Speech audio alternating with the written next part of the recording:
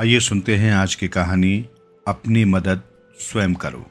किसी गांव में एक किसान रहता था। उसके पास थोड़ी सी जमीन थी और वो भी साहूकार के पास गिरवी पड़ी थी।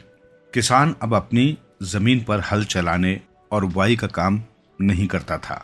वो सुबह शहर जाकर मजदूरी का काम करने लगा था। उसी मजदूरी से वो अपने परिवार का पालन पोषण करता था। संयोग से एक दिन उसके घर में आटा, दाल, चावल कुछ भी नहीं था। घर में सुबह नाश्ते के लिए रोटी भी नहीं बनी। घर में सिर्फ एक प्याज था जिसे आधा आधा दोनों ने खा लिया। इसके बाद किसान मजदूरी करने के लिए शहर चला गया। रास्ते में किसान ने देखा कि गांव का साहूकार कुर्सी पर बैठा था और उसके पास गांव वाले अपनी इच्छा से 10-20 भिक्षुओं को खाना खिलाने की गिनती लिखवा रहे थे।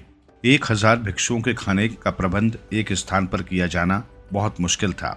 ये सोचकर गांव के मुखिया और दानियों ने ये योजना बनाई कि महात्मा बुद्ध के 1000 भिक्षुओं का रहने और खाने का प्रबंध सभी गांव वाले अपनी शक्ति के अनुसार करेंगे। वो किसान भी उसी भीड़ में जाकर खड़ा हो गया। जब सब लोग साहूकार को अपनी गिनती लिखवा चुके तो साहूकार ने कहा, आप कितने भिक्षुओं को खाना खिलाना चाहते हैं? जल्दी से आप भी अपनी गिनती लिखवा दीजिए। साहूकार की बात सुनकर किसान सोचने लगा कि आज 2 दिन हो गए हैं, मुंह में अन्न का एक दाना भी नहीं गया। भूख के कारण पेट रीढ़ की हड्डी से लग चुका है। आंखों के सामने भूख के कारण अंधेरा छा रहा है। कहीं से खाने की खुशबू आए तो भूख से और भी बेहाल हो जाता हूँ। ऐसा लगता है कि अब भूख के कारण मेरा दम ही निकल जाएगा। यहाँ तो अपनी ही जान के लाले पड़ रहे हैं, तो मैं भिक्षुओं को खाना कहाँ से खिलाऊंगा? साहूकार किसान की हालत समझ गया। उसने कहा, जाओ सामने से वो कुल्हाड़ी ले आओ। 1000 भिक्षुओं का खाना पकाने के लिए सूखी लकड़ियां काट दो। मैं तुम्हें मुंह मांगी कीमत दूंगा। मेरे पास आकर बैठो, तुम्हें मजदूरी मिलेगी और खाना भी मिलेगा। किसान साहूकार के पास आकर बैठ गया। साहूकार ने नौकर को आवाज लगाकर कहा, रामू, इन किसान भाई के लिए घी डालकर खाना लाओ, साथ में मिठाई भी लाना।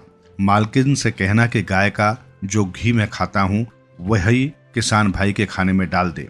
रामू अंदर गया और थोड़ी ही देर में साग, सब्जी, कचौरी, पूरी से भरे 2 थाल ले आया।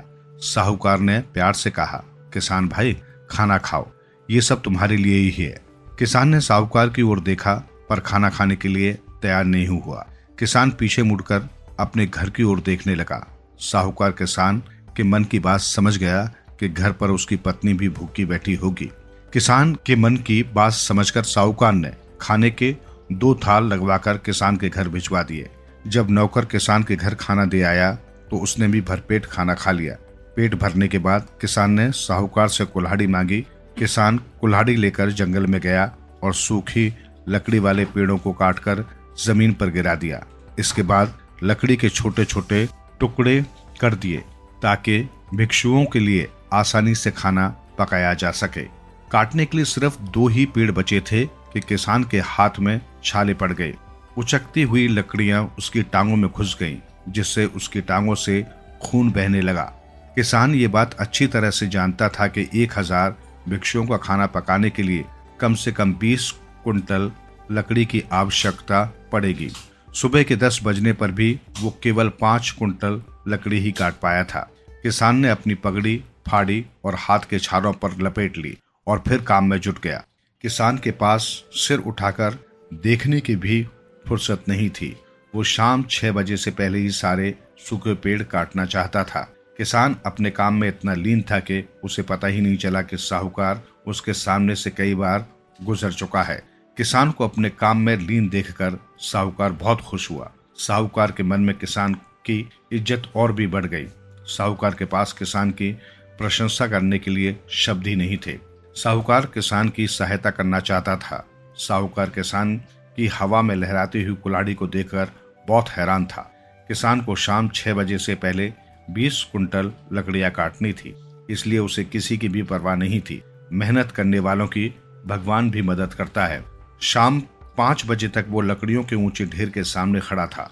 शाम को जब साहूकार ने लकड़ियों का ढेर देखा तो वो हैरान रह गया। साहूकार ने खुशी से किसान को गले लगा लिया और अपने घोड़े पर बैठाकर अपने घर ले आया। साहूकार ने एक टोकरा चावल और एक टोकरा फल सब्जी लेकर एक बैलगाड़ी में रखवाकर उस किसान को घर पहुंचाने का आदेश दिया। किसान ने हाथ जोड़कर साहूकार का धन्यवाद किया और कहने लगा, मेरी पत्नी इतनी चतुर नहीं कि वो भिक्षु मेहमानों का स्वागत अच्छी तरह से कर सके। मेरे हाथ भी कोई काम करने लायक नहीं। मैं अपनी क्षमता के अनुसार अपने घर एक भिक्षु मेहमान को खाना खिलाना चाहता हूँ।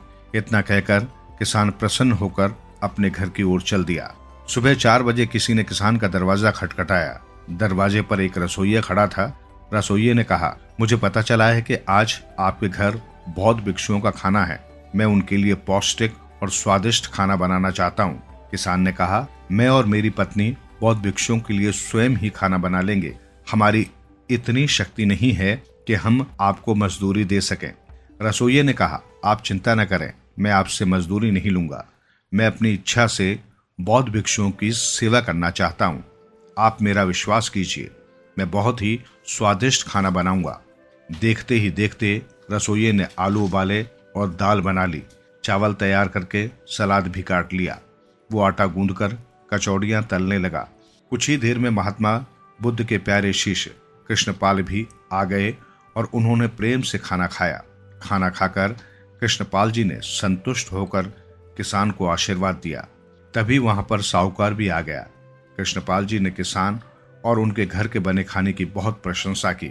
साहूकार ने किसान को प्यार से गले लगाया और उसकी गिरवी रखी हुई जमीन भी वापस कर दी।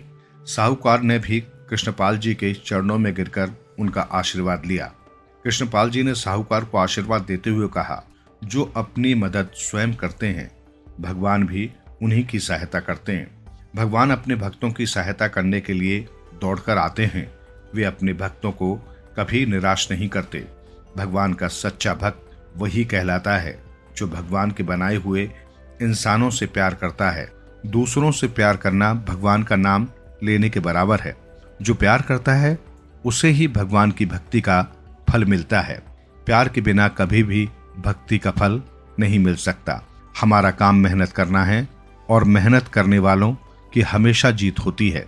गीता में भी कहा गया है कि कर्म करो और फल की इच्छा कभी मत करो। फल देना तो भगवान का काम है। जो लोग कर्म करने में विश्वास करते हैं वे समाज के लिए उदाहरण बन जाते हैं। ईश्वर उन्हें कभी दुख नहीं देता। वे अपने जीवन में हमेशा सुखी रहते हैं। प्रायः मनुष्य दुख में ही भगवान को याद करता है। यदि मनुष्य सुख के समय भी भगवान को याद करे तो उसे जीवन में कभी भी दुख नहीं उठाने पड़ते। जो भक्त एक पल के लिए भी भगवान को नहीं भूलते, उसकी मदद के लिए भगवान स्वयं नंगे पैर दौड़कर आते हैं। भक्त का काम सिर्फ हर समय भगवान को याद करना है और भक्त को सुख शांति देना भगवान का काम है। महात्मा बुद्ध के शिष्य कृष्णपाल का उपदेश सुनकर साहूकार और किसान अपने को सौभाग्यशाली समझ रहे थे। उन्होंने कर्म को ही अपने जीवन का लक्ष्य बना लिया। भिक्षु कृष्णपाल साहूकार और किसान को आशीर्वाद देकर चले गए। इसके बाद सारे भिक्षु महात्मा बुद्ध की जय जयकार करने लगे। कृष्णपाल जी के विचारों को सुनकर पूरे गांव में सुख शांति की लहर दौड़ गई।